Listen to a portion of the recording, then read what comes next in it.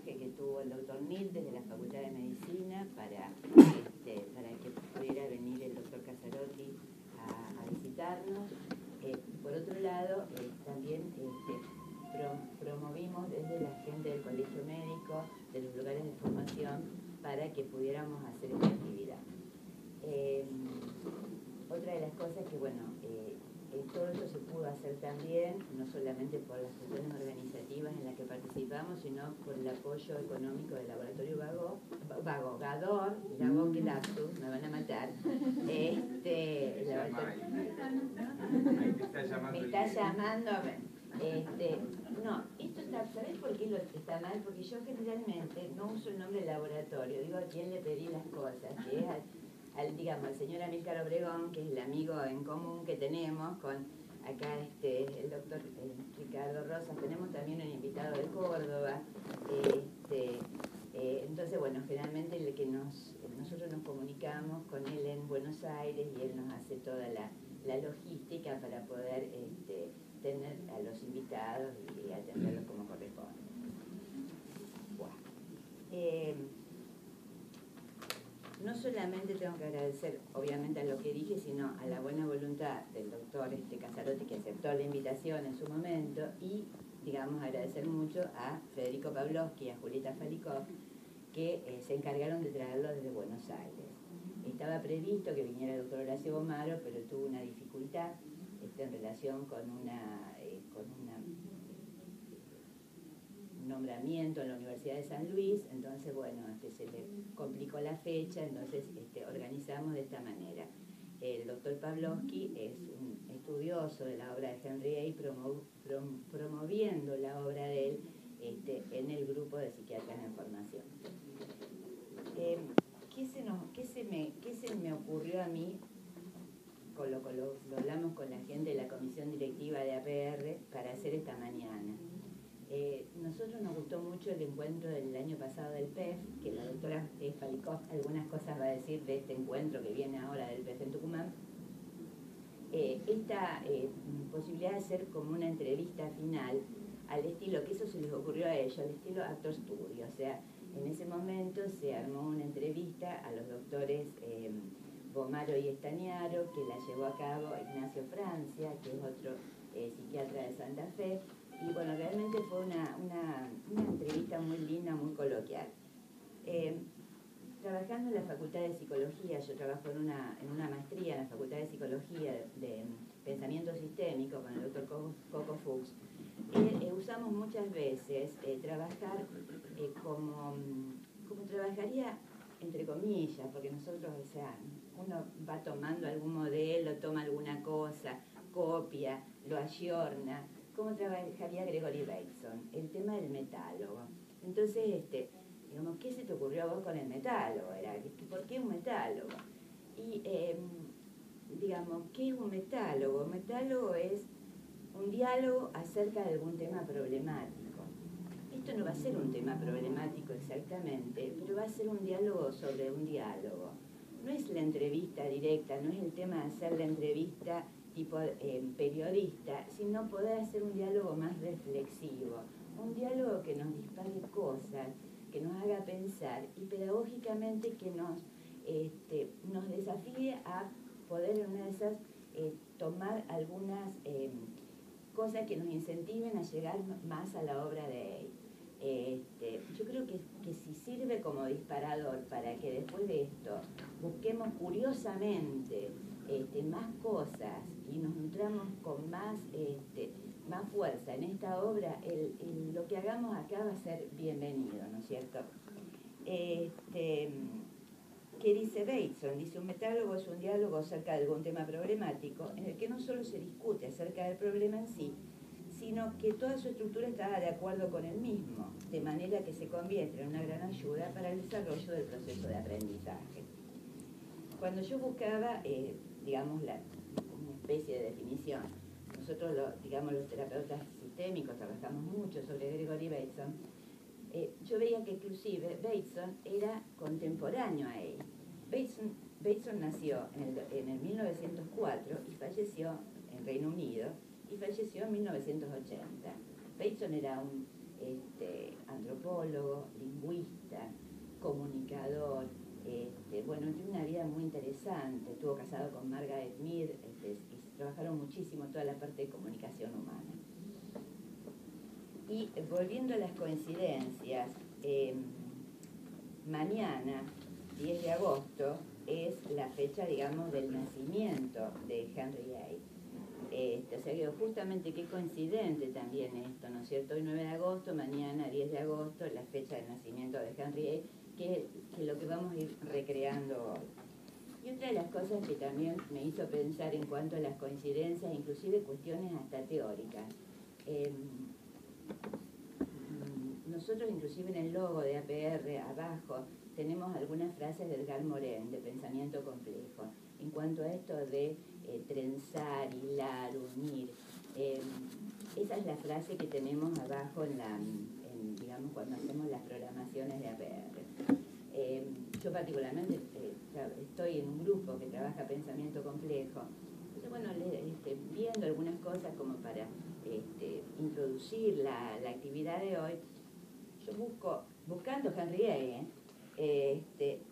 habla de la obra dialéctica, el desarrollo de Henry A, el juego dialéctico, en el que se apoyan las oposiciones al interior de dipolos, que constituyen los 7 conceptos claves en que culmina el Tratado de las Alucinaciones. Entonces, son parejas antinómicas que no se pueden definir más que por su contrario. Es decir, aunque se excluyen recíprocamente, se sostienen. Y esto es como una cuestión muy interesante en la obra de ahí, que algunas cosas las estuvimos viendo ayer, esto antinómico, que no es tan antinómico, sino que forma parte de un todo y no es una cosa o la otra, sino que se trabaja de alguna manera en el conjunto. Y esto es bien tomado del paradigma, digamos, el mismo texto lo dice, el paradigma de distinción-conjunción de Edgar Morin. Entonces, estas antinomias que puede, digamos, los conceptos claves que pueden plantear es el sujeto y el objeto, el yo y los otros, la conciencia y el inconsciente, lo simbólico arraigado en el cuerpo y el pensamiento abstracto, lo real y lo imaginario, la expresión del deseo y la creación de la obra, la voluntad y el automatismo. O sea, cómo esto que plantea ahí, que no es excluyente, sino que es como uno podría decir, forman como caras de una misma reflexión, ¿no es cierto? De acuerdo a donde uno se puede ir sosteniendo, va a mirar determinados aspectos y no otros, y después va a mirar otros aspectos, o sea, como digamos, como en un devenir continuo. Y tomando algo de Morin, el paradigma de la complejidad es un paradigma de distinción y conjunción que busca distinguir sin desarticular, asociar sin identificar o reducir. Supone que las verdades antagonistas pueden ser complementarias sin dejar de ser antagonistas. Entonces, fíjense cómo esta cuestión epistemológica, en estos dos epistemólogos, que a un punto, yo creo que la obra de Henry A tiene muchísimo de epistemología, es una cuestión muy fuerte. En relación con esto, esto sería un poco más desde lo teórico. Hoy vamos a probablemente en la entrevista surjan cosas teóricas y surjan cosas vivenciales. Sobre esto vamos a seguir trabajando. La dinámica de esta actividad es así, esto del metálogo entre comillas, es una participación muy activa del público, por eso son 3 sillas. El que conduce la entrevista es el doctor Pavlovsky. El doctor Pavlovsky va a empezar a preguntar cosas y a preguntarse cosas y a reflexionar cosas con el doctor Casarotti. Y va a ir conduciendo eso hasta cuando él diga, bueno, me parece que esta pregunta, cuando él diga, bueno, me parece que esta pregunta, él mismo va a pensar, bueno, esto ya está contestado. Y puede quedar alguna reflexión del público en eso que se va armando de a poco en este espacio, alguna persona del público que se pueda sentar y hacer alguna otra pregunta que puede ser relacionada con lo que se está conversando o alguna cosa que le haya surgido en lo que fue escuchando. ¿Se entiende esto? Más allá de cosas absolutamente teóricas. La idea es que se pregunten cosas más vivenciales en relación con la obra de Hay, vivenciales en relación con la vida de Hay, y vivenciales en relación de cómo, entre comillas, pegó la vida de Hay con la vida de Mazzarotti, ¿no es cierto? O sea, eso es lo que a mí por ejemplo, no lo voy a preguntar ahora, pero es lo que a mí me llevaría a pensar algunas cosas.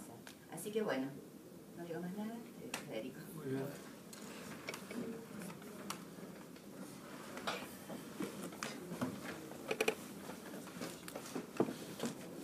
Bueno, un poco para empezar, doctor, Mazzarotti,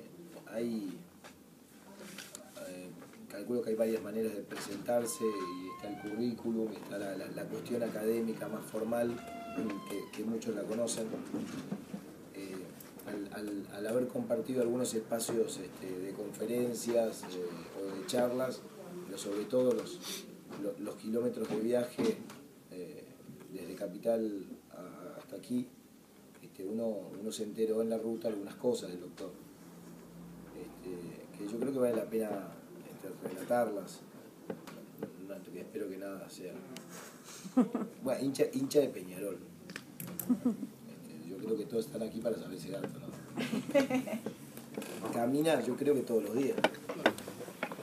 Más de 40 años como médico psiquiatra y más de 5.000 historias clínicas propias. Voy a ser inexacto en algún dato de ruta, pero usted me corrige. Bueno, yo sabía que era psiquiatra y intuí que era legista, pero me dijeron que era neurólogo también. Neurólogo. Digo para que nos vayamos sintiendo de a poco cada vez más chicos. Neurólogo. Así que, bueno, como además tenía tiempo de sobra, tiene 6 hijos. Casado también. Sigue dando clases en la actualidad, hace presentación de enfermos, hace supervisiones. Y bueno, llegamos al detalle menor. Ha traducido miles y miles de páginas de la obra de Henri Guy al castellano. Bueno, la primera pregunta, ¿la energía usted de dónde la saca? Bueno, en realidad, a veces he pensado en eso, se ve que es un elemento temperamental que tengo realmente cuando tengo interés en una cosa, la verdad que siento que me moviliza lo suficiente como para hacerlo a pesar del esfuerzo que me demande, ¿no? Tú decías hoy algo dijiste, no me acuerdo bien lo que me... Repetimos un poco una cosa que me preguntaste, que comentaste. Sobre la obra de... No, de las cosas mías. Claro. Psiquiatra, neurólogo, sí, legista. porque neurología lo hice en realidad interesado por la parte de epilepsia. O sea, epilepsia, yo siempre pensé junto con él que constituye una enfermedad que es esencialmente en sus manifestaciones psiquiátricas. Cosa que choca un poco cuando uno lo dice así, pero la mayor, si bien la crisis más frecuente es la crisis de gran mal, en realidad las crisis más interesantes son las crisis que él llama graduocomiciales, o sea, las que van desintegrando la conciencia progresivamente, que son las crisis parciales, complejas, llamadas incluso psíquicas, las más simples. Y entonces un poco por ahí me vino y reconozco que realmente fue una buena experiencia. Trabajé 24 años en el equipo de epilepsia del Hospital de Clínica de Neurología, viendo pacientes con los colegas y tratando de que se entendiera un poco esto de que tiene que ver con la psiquiatría, ¿verdad?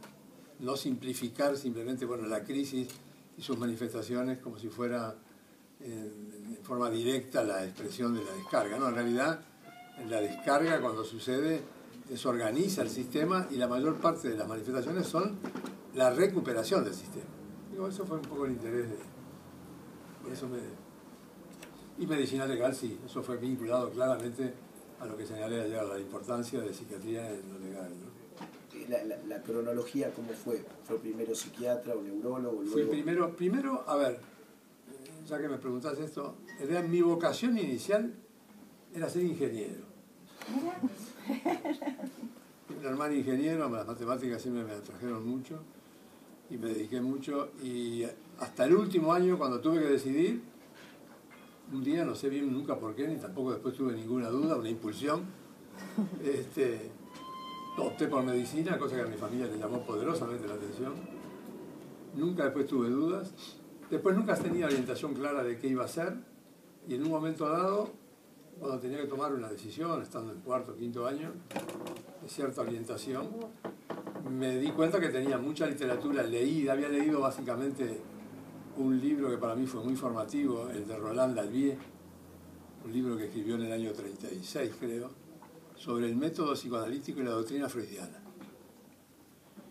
Y donde Dalvier dice en el prólogo que si bien es difícil el trabajo, es un intento filosófico importante hacerlo, distinguir método y doctrina. Y hace un primer tomo sobre el método y un segundo tomo sobre la doctrina. Y yo digo que tuve la suerte de contactar con ese libro porque me convencí primero del valor del psicoanálisis y a su vez de los excesos de los psicoanalistas. Y bueno, sin estar orientado, un día me orienté y otra vez me orienté a psiquiatría. Decidí hacer el viejo internado tradicional francés que teníamos en Uruguay, porque me daba cuenta que una vez que me metí en la psiquiatría no iba a tomar más contacto con medicina, o por lo menos un contacto profundo. Era un internado muy cargado de formación médica. Y tuve la suerte además que ese internado, que era de 3 años, por razones administrativas se nos prolongó a esa generación a 5 años, lo cual me dio la oportunidad de pasar 2 años de ese internado en Vilar de Bo, en el hospital psiquiátrico. Ya cuando había terminado la formación estaba por recibirme, así que de hecho me hice como un residentado siendo interno, o sea, sin la responsabilidad médica todavía. Prolongué mucho la terminación de mi carrera, en razón de la familia, yo tenía 5 hijos ya cuando me recibí.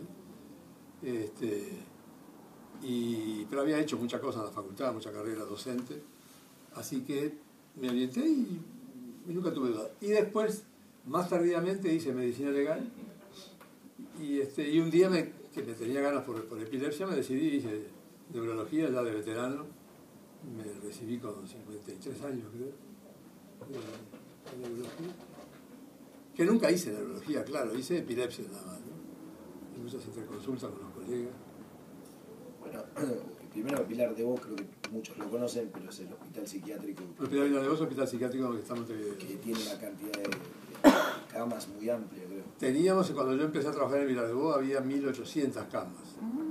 Después se fue, por diferentes mecanismos, reduciendo y actualmente creo que mantiene un número que es imposible de disminuir, que son esos, es decir, hay unas salas de agudos, pero en realidad todas las poblaciones tienen más o menos 15 cada 100.000 habitantes de pacientes persistentemente enfermos y que requieren ser asilo, como yo decía ayer. Y bueno, en Vilar de Bo tiene 600, 700 ahora. Usted ayer decía, bueno, Henri Ey fue una persona de una vida muy austera, dedicada al trabajo, señalaba como dato anecdótico, ni conoció Roma, siendo un francés que la tenía allí al lado. Bueno, su vida ha estado un poco así, ¿no? Dedicada al trabajo. ¿Hay algo por fuera del trabajo, hay algo por fuera de lo académico, lo existencial, que a usted lo ha marcado fuertemente también? ¿O ha sido la psiquiatría, ha sido el estudio? No, me han marcado, yo soy católico, me ha marcado mucho el hecho de mi creencia religiosa en cuanto a participar en diferentes actividades que tienen que ver con matrimonio, formación religiosa. Si bien después progresivamente fui ingresando en eso como ya más como psiquiatra en los aspectos de formación, pero eso tomó parte de mi vida importante. Era activo en la Acción Católica de Uruguay, y bueno, un poco eso. Y después, como cosa aparte, sí, un interés más manual por un hobby de manualidades. Encuadernaba, me dedicaba a encuadernar.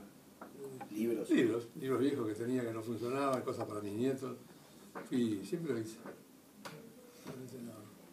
Yo me quería meter un poco también habitualmente para el lector, bueno, para uno mismo podría decir, la traducción de libros de otro idioma al castellano nos pasa con el inglés todo el tiempo, pues, pensamos que es una traducción lineal, es decir, que haría falta una persona que sepa mucho ese idioma para trazar una traducción de una obra original del inglés, del francés, del alemán a el idioma castellano, y que esa persona sepa más o menos articular semánticamente y que eso va a alcanzar. Sin embargo, las personas especializadas en letras y en traducción y en estudio de las lenguas, lo que señalan es que el traductor finalmente, que no es tan simple, ¿no? Que el traductor crea, que el traductor modifica, creo que allí hay una cuestión etimológica, que el traductor traiciona, y que el traductor finalmente hay cosas con las que se queda que no le llegarán al lector de la nueva lengua, y hay cosas que modifica. Entonces, la pregunta en relación a su traducción es: ¿con qué se quedó de Henry ahí usted solito y que a nosotros no nos va a llegar? Bueno, no, está bien la pregunta, porque en realidad cuando yo miro a veces textos, cuando para facilitarme a mí, incluso a veces la lectura, recurro a la traducción, bueno, uno empieza a darse cuenta siempre de lo que le pasa a todo traductor. Primero que no termina nunca, la traducción no termina nunca. En realidad la traducción, por ejemplo, de ahí, por suerte uno cuenta con las impresoras actuales, a nivel familiar de la casa, porque de cada uno de los libros fueron 15 total, el texto fue reproducido 15 veces para poder corregir, y al final uno toma la decisión de entregarlo, en parte porque, bueno, Juan Carlos de Estañaro me apremiaba, y por otro lado porque había que terminar. Entonces uno termina, y cuando releo me doy cuenta de que hay cosas que no termina uno de decir, bueno, esto podía haberlo dicho de otro modo. Es lo que dice un traductor de San Agustín, dice: un traductor sabe que su obra no termina nunca, un autor sí. El autor de la obra sí, porque la entrega y se acaba. Por un lado. Por otro lado, ¿con qué me quedé? Yo diría que me quedé básicamente con una cosa, y es que a medida que la iba haciendo, saliendo de la parte más mecánica, se puede decir así, de la traducción, cuando tenía mis tiempos de reflexión, realmente sí, el profundizar en la obra tuvo que ver con ese trabajo, sin ninguna duda, ¿no? Porque el buscar justamente eso que tú acabas de decir, la forma, la expresión.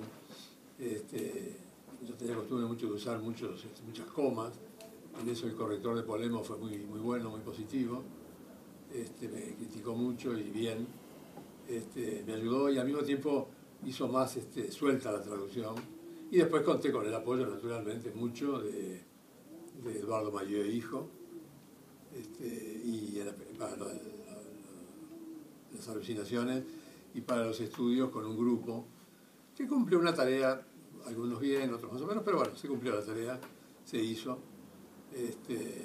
Pero fundamentalmente eso, el contacto con Unai más vital, diría. Eso sí. Eso. ¿Le agregó algo? ¿Le hizo más amable, más ameno algo que en el francés hubiese sido más difícil o tuvo que hacer algún puente allí? Bueno, en realidad creo que, a ver, sí, ese es un debe que a uno le queda, porque a medida que vuelvo a decir, releo aspectos de la traducción, yo me doy cuenta que tenía que haber tenido incluso hasta un poco más de libertad yo con respecto al pensamiento de él. No el pensamiento para tradicionarlo, pero sí para expresarlo en términos más míos. O sea, actualmente que estoy escribiendo mucho sobre él, creo que les comentaba ayer en el auto, he tomado una decisión que es no citarlo más entre comillas. Porque cuando uno lo cita entre comillas, finalmente no sabe si está citando correctamente lo que él dice, porque entresaca un trozo que pone fuera de contexto, aunque el contexto uno lo quiera dar, por un lado, y por otro lado porque en último término la referencia que estoy haciendo es de él, no mía. Entonces, lo que yo estoy haciendo ahora es lo que ya ni lo digo porque cansaba un poco, utilizo la obra de él, en realidad expreso el pensamiento de él a mi modo, cosa en la que insistió siempre mi mujer, como yo te contaba hoy a María. Opina tú de la obra de él, no insistas tanto con él. Y en el fondo es verdad, porque finalmente pienso que eso es lo que puede motivar más la lectura de él, para que después, motivados por una capitulación nueva, que es un poco lo que yo estoy haciendo ahora, las personas interesadas se puedan orientar a leer, bueno, está la obra ahí para leerla, que realmente hoy es una obra difícil de leer en cuanto a la magnitud que tiene, ¿verdad? Entrarle a un libro así sin cierta orientación a esos libros, sobre todo el tratado, es muy difícil. Bueno, ayer surgió, justamente era una pregunta por comentar algunos de los libros que están claramente, digamos, traducidos al castellano, el manual, el tratado de psiquiatría, el estudio sobre los delirios,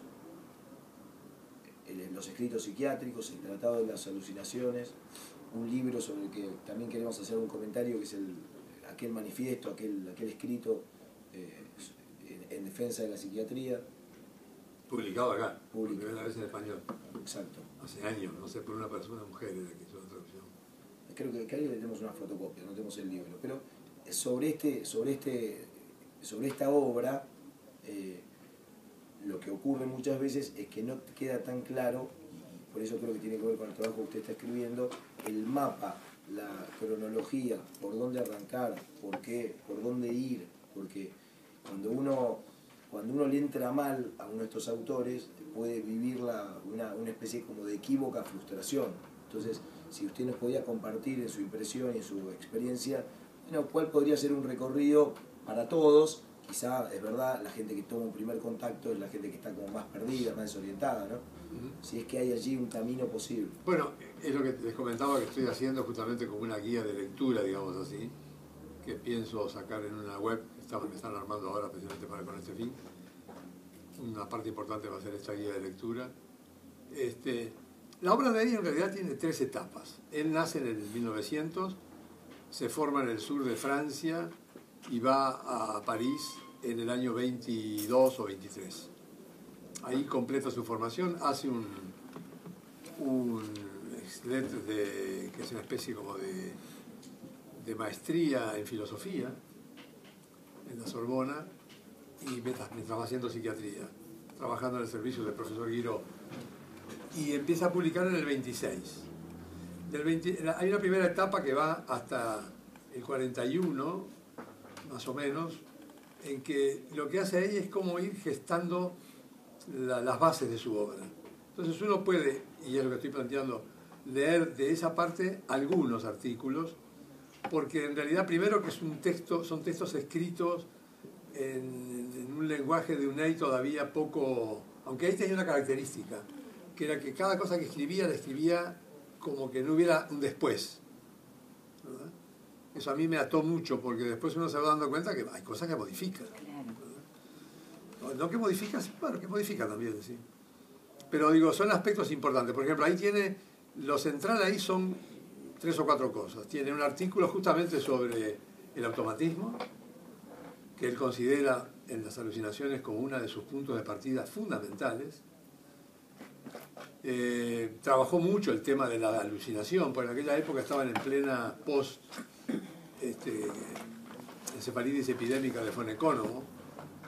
Entonces tenían un montón era evidente que la patología mental era orgánica, entonces había una organicidad muy clara, pero a su vez muy mental en las manifestaciones, aunque de Fonecónomo haya quedado la idea central de los trastornos motores, de tipo extrapiramidal. Sin embargo, la mayor parte de la semiología era mental, y además tuvo secuelas que se prolongaron, se persistieron y permitieron que las estudiaran.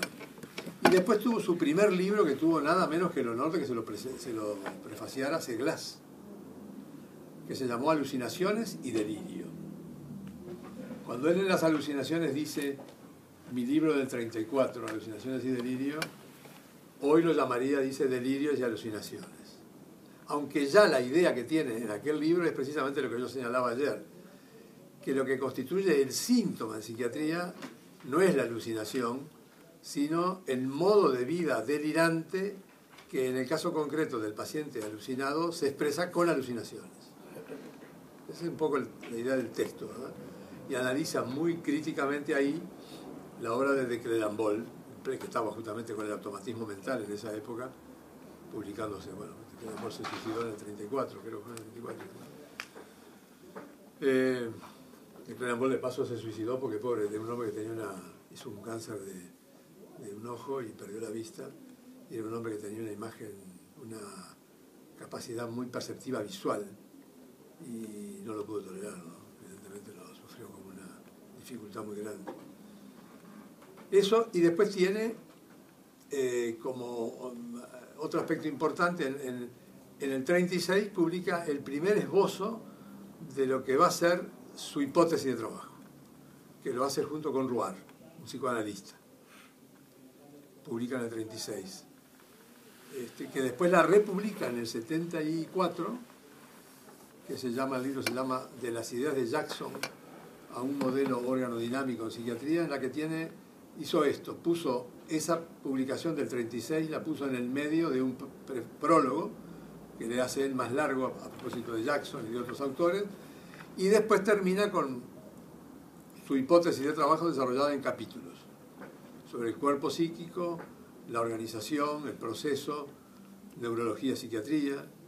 Ahí termina, en eso consiste la primera etapa de su obra, es un ir como gestando, o sea, él se dio cuenta de que, pienso yo, había captado algo esencial de lo psiquiátrico y se completa cuando produce en el 42, pero en realidad yo pongo 41 por otra razón. En el 42 hacen la primera reunión de los famosos coloquios de Bonneval. Los coloquios de Bonneval fueron reuniones que empezó en el 42 y el último lo tuvo en el 60, que fue sobre el inconsciente. Entonces, en los 6 coloquios, de los cuales se conocen fundamentalmente algunos, del primero hay una publicación que fue hecha en pequeño grupo, digamos, en plena guerra, en que él presenta a los amigos, digamos, le presenta su proyecto de psiquiatría y ha sido republicado ahora, pero de alguna manera pone todo lo que tiene que ver con los ítems que una hipótesis de trabajo, como tú decías hoy, un planteo epistemológico sobre la psiquiatría debiera incluir. Y ahí se completa la primera fase, por eso. Después empieza una fase larga, que prácticamente arranca en el 42, pero sobre todo se hace pública en el 46, cuando termina la guerra. París es liberada en el 45, y en el 46 empieza una tarea imponente de él, imponente, no se puede llamar de otro modo, que prácticamente termina, para mi modo de ver, en el 60, la cierro yo en el 61, a raíz precisamente de la tesis de Foucault. Ayer me hacían la pregunta. Cuando, como digo yo, ahí sale, porque ahí en ese momento, ¿qué fue lo que hizo en esa segunda etapa? En esa segunda etapa él lo que hace es, primero, sacar a la psiquiatría de la neurología. O sea, reconocer que de alguna manera son 2 especialidades del sistema nervioso, pero que una tiene que ver con desintegraciones de funciones que están integradas y que están topografiadas en el sistema nervioso, aunque algunas están como un poco salidas, como son todas las instrumentales, sobre todo memoria, no más que memoria, no, lenguaje, gnosias y praxias. Y hay la segunda jornada justamente de Bonneval, es una discusión muy importante, muy rica además desde el punto de vista epistemológico, que la hace nada menos que con Ecan, que era el gran, nosotros yo no te digo Mendilarzu, porque Mendilarzu fue un médico neurólogo que se dedicó a estas cosas, a las funciones corticales, como se decía antes, a las funciones que eran neurológicas pero que tenían que ver con la mente, sobre todo afasias y trastornos gnósicos y praxis. Entonces ahí discute con Ecan y a Julia Guerra, y es una discusión muy interesante porque muestra primero lo que piensa él, pero además la dificultad que tienen los otros en poder salir realmente de la idea de que si bien la neurología, o sea, cada trastorno neurológico en su organización es global, sin embargo, el objeto que de alguna manera representa la desintegración del sistema nervioso es una desintegración parcial. Es la gran diferencia que tiene un afásico, por grave que sea, con un demente. El afásico puede no hablar, pero no tiene un trastorno de la actividad mental. Tiene un trastorno precisamente del lenguaje como instrumento de la actividad mental. Hay un artículo de él muy interesante sobre ese tema, en que él compara el trastorno del lenguaje con el pensamiento delirante, donde esto aparece muy claro. Pero digo, esa es la segunda jornada, es en el 43. Y ahí empieza a publicar, y ahí lo nombran secretario de la evolución psiquiátrica, Y bueno, y pone la revista bajo su orden, digamos, y durante 20 años es el secretario, y la revista realmente fue la época de oro que tuvo, y él publicó muchísimo ahí. ahí ya hubo algún roce con el grupo de la Asociación Médico-Psicológica. ¿Sí? Digo roce porque nunca lo pude enterarme muy bien por esas razones de familia, digamos, a nivel de franceses. Cuando yo conocí el grupo francés, Garrabé, que es un hombre muy bueno y muy simpático además, pero era al mismo tiempo presidente de la evolución y de la asociación. Así que era muy difícil lograr entender qué había pasado. Pero algo había pasado. Pero bueno, sigue publicando y publica también hasta el final muchas cosas en la asociación, en la revista de la Asociación de los Anales Médicos Psicológicos. Y ahí publica muchísimo y hace todas las jornadas importantes. Es la parte, ese ley, no sé si ustedes han leído alguna vez algo de Charlotte Bühler, una psicóloga alemana. Charlotte Bühler divide la vida de cada uno de nosotros en 3 etapas. Una etapa de desarrollo, una etapa de estabilidad y una etapa de disminución progresiva. Y entonces muestra cómo la etapa biológica es una curva, ¿no? De esta forma, para ustedes así, y que la etapa de producción también es así, pero que se corre un poco, como que cuando uno empieza ya a disminuir, sin embargo sigue produciendo. Y estudia en la producción, estudia lo que se produce, la obra, y al mismo tiempo la decisión que uno tiene para la producción. Entonces, cuando uno estudia bajo esa óptica la obra de ahí, encuentra que en esta etapa intermedia está la mayor parte de su producción, de reuniones, de jornadas, de los coloquios de Bonneval, los congresos mundiales. Él fue el creador del primer congreso en el 50, en París, de un congreso internacional, en el cual estuvo presente, por ejemplo, Melanie Klein, invitada por él, porque ella se había dado cuenta que había que abrir un poco más la cancha del planteo freudiano, salir solamente de la estructura interna yoica e irse al mundo relacional, ¿verdad? Entonces había captado eso y lo invitó a Melanie Klein. Bueno, invitó a muchos latinoamericanos, invitó bueno, era muy amigo de Pichon Rivière y de Honorio Delgado, del peruano. Y tiene el primer congreso, es miembro con voto propio en la Asociación Mundial, y después se siguen los congresos. Y los congresos van siendo la oportunidad para él de sus producciones. El congreso de Zúrich en el 57 está traducido al español, prácticamente no lo del congreso que era una presentación corta, pero sí lo que fue publicado en La Evolución, yo lo tengo, eso está publicado en español. Hay toda una pequeña Biblia sobre esquizofrenia, que es mucho más interesante que lo que está en el manual, y más interesante incluso que lo que tiene la propia enciclopedia francesa. ¿Qué otra cosa? Bueno, después tiene de esos coloquios de Bonneval.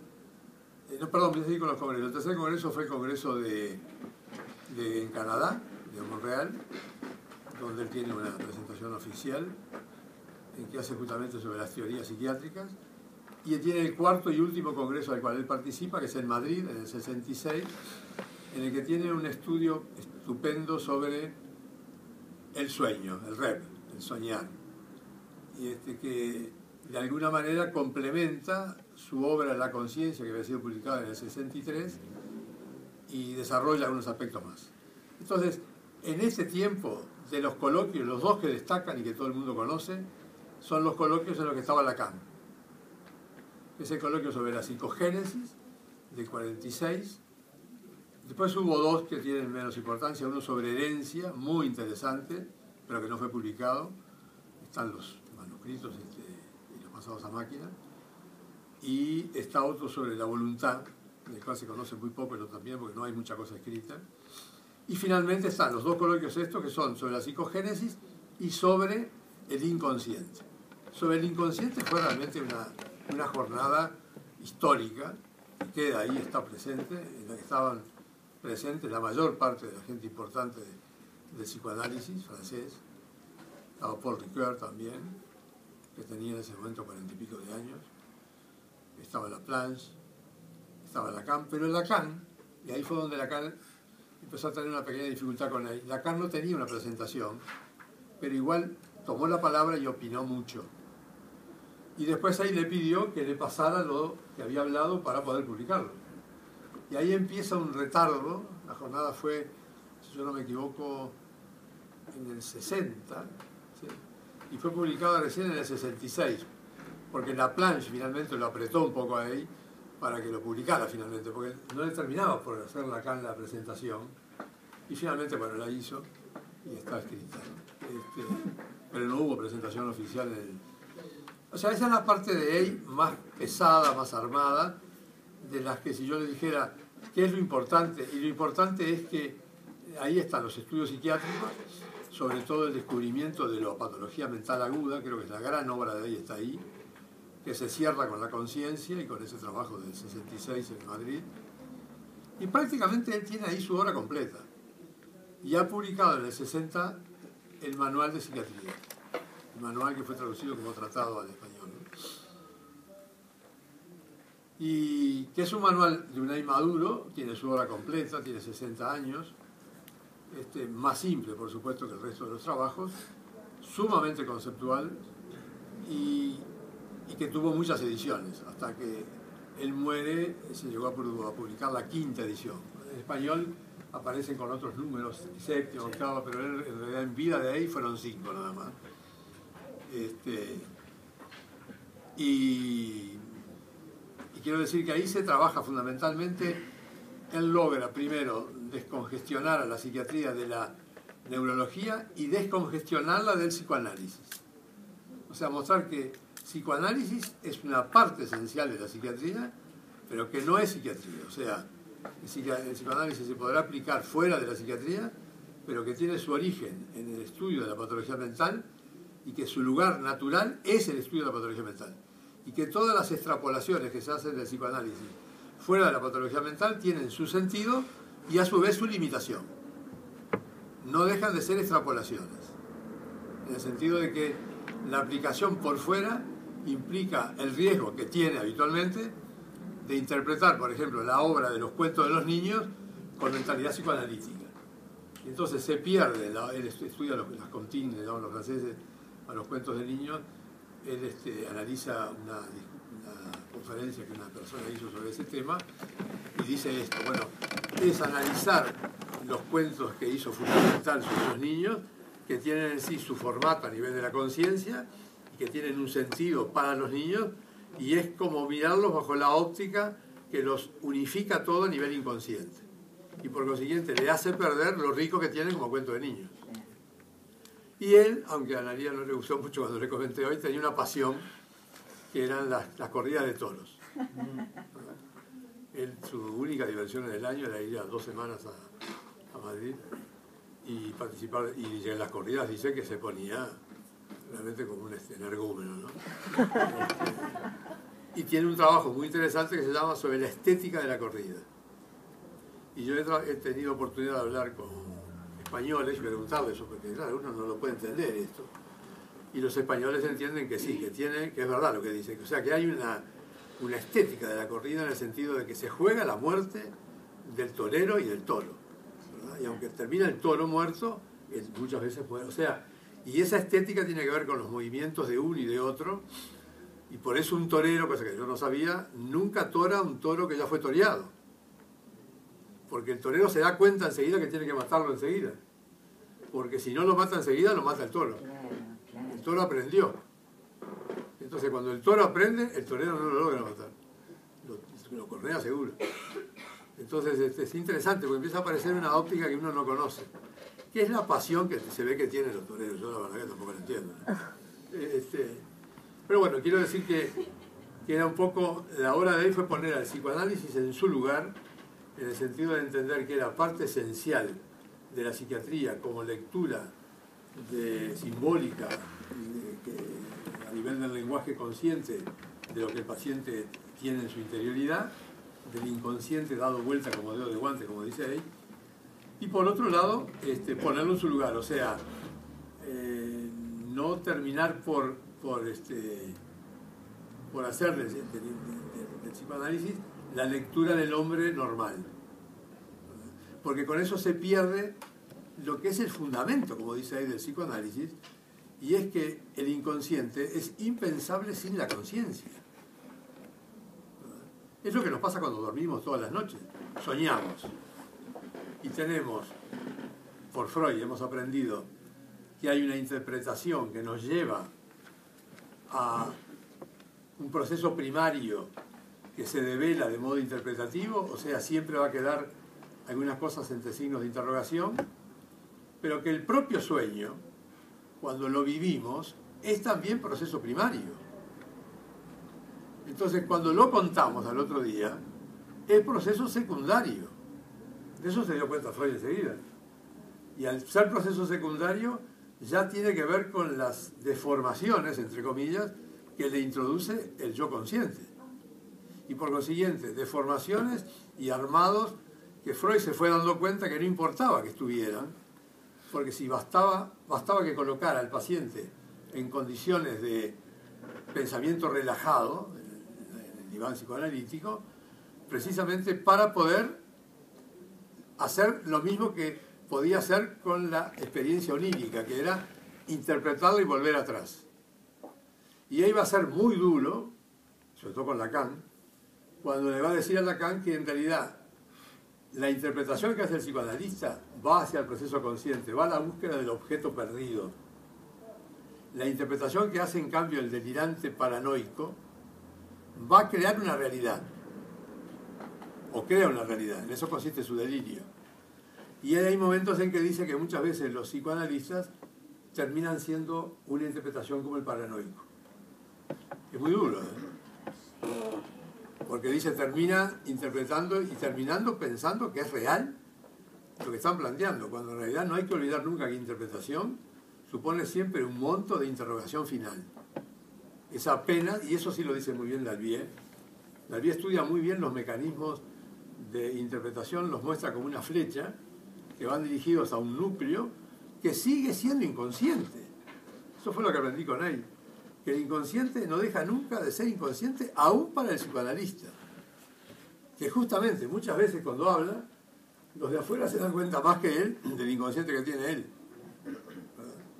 Eso es muy curioso, sobre todo cuando empiezan a discutir determinados temas. Una palabra, ubica la psiquiatría claramente como la rama que tiene como objeto la patología mental, diferente al objeto de la neurología, aunque esté vinculado en el sentido del proceso somático, porque hay procesos somáticos que desintegran la vida neurológica, la vida mental, y por otro lado, el del psicoanálisis, al cual trata de que no se escape totalmente de la patología mental, que si pierde el diagnóstico, pierde su verdadero peso, ¿no? Entonces, un poco la... Ahí, bueno. Pero vos cortame, si querés.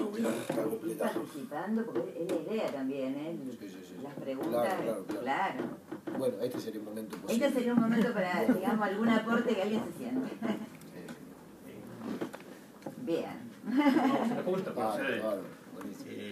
Voy a presentar para los que lo... Bueno, yo me llamo Cristóbal Rosa, soy de Belville, Córdoba, y para los hinchas de fútbol, ahí nació Mario Alberto Kempe, para los rosarinos, como el de Rosario Central, ¿no? Doctor Casarotti, tengo entendido que Henry hablaba castellano muy bien. Hablaba. Él había nacido en el sur. Y lo escribía bastante bien, sí. Y lo escribí bastante bien.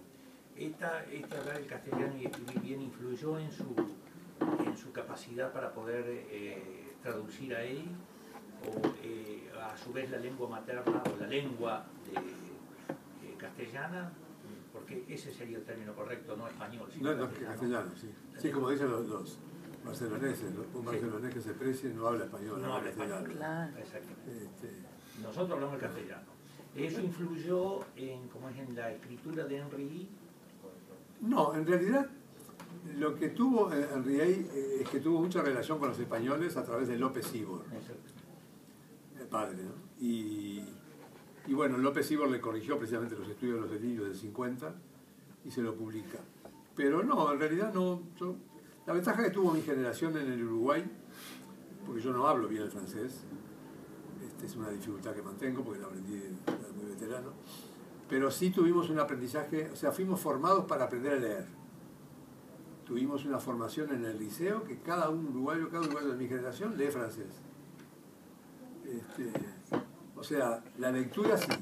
Después la lectura se me facilitó, por supuesto, a medida de los años aprendiendo, ¿no?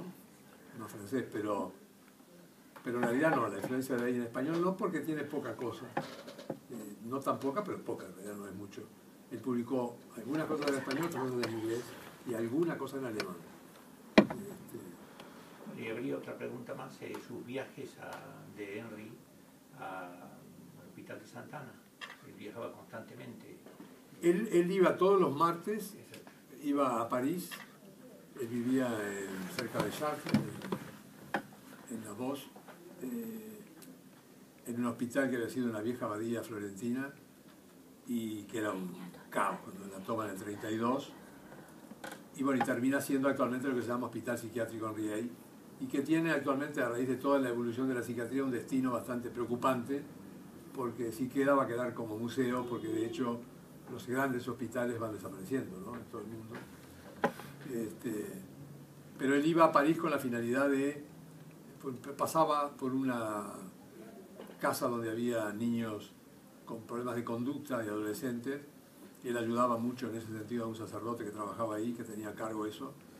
Él ahí hacía peritajes psiquiátricos de niños que estaban retenidos por lo que vendría a ser un consejo del niño, que los mantenía ahí detenidos. Entonces los estudiaba y después iba a París y de mañana preparaba, iba a Saint-Anne, organizó la biblioteca que actualmente tiene su nombre, en Saint-Anne, Henri Ey, y preparaba el material que después en la tarde se les daba a los que participaban de las jornadas clínicas que hacía. Las jornadas clínicas se le veía a 2 pacientes que le traían, y bueno, consistía un poco en una especie como de Ateneo, una clase y un Ateneo, ¿no? Esa era la...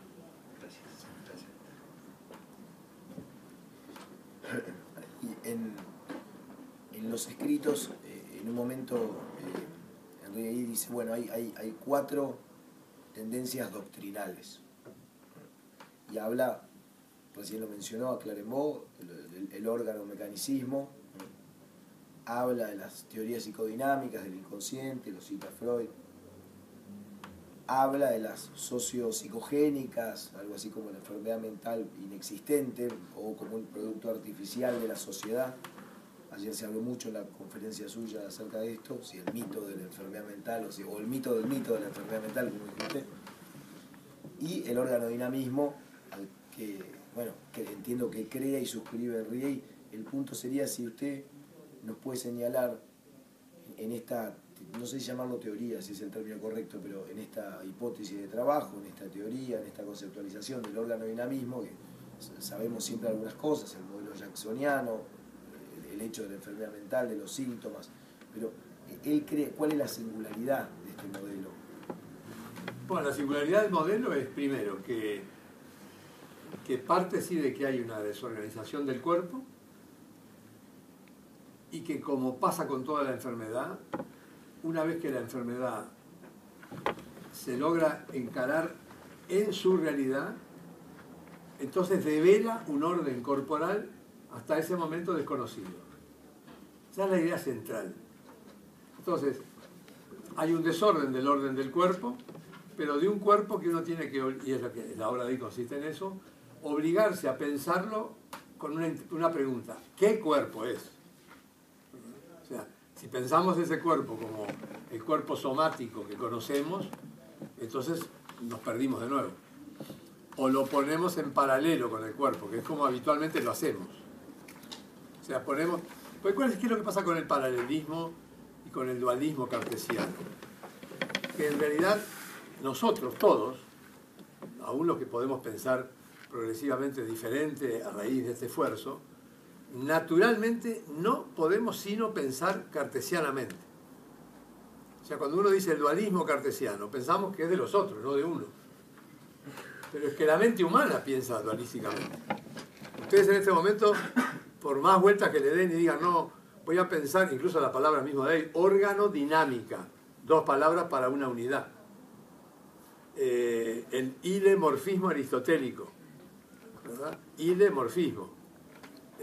O sea, ¿por qué? Porque no hay otro modo de pensar, perdón, de imaginar el cuerpo sino doble, como una res extensa y como una res pensante. El error de Descartes, al modo de los filósofos, es que convirtió eso en 2 sustancias. Pero que en realidad, si proyectamos nuestras vivencias sobre los pacientes, necesariamente los vamos a dividir. Y la división grande que tiene la psiquiatría y que la va a arrastrar, a mi modo de ver, hasta que esto los pongamos de acuerdo y lo entendamos. Y es que cada vez que proyectemos nuestras vivencias, pues nuestros pacientes van a ser u organogénicos o psicogénicos. Cuando en realidad el modelo llano, y ahora completo, es que el desorden, cuando desordena el sistema mental, o sea, ese cuerpo que se descubre así, ese cuerpo mental muestra que su organización es una organización realmente somatopsíquica. Otra vez aparece el dualismo para explicarlo, Claro. porque no hay manera de usar otra palabra. Pero somatopsíquica quiere decir que hay algo de desorganización en un nivel corporal, de ahí la influencia de los fármacos, evidente, sobre todo en lo agudo. Esto es una cosa que tal vez me valga la pena que me preguntes después. Sobre todo en lo agudo, la influencia de los fármacos, pero donde fundamentalmente lo que más importa en la parte mental, y esto sobre todo en la patología mental de personalidad, en lo crónico, es la construcción personal que el paciente hace de los síntomas.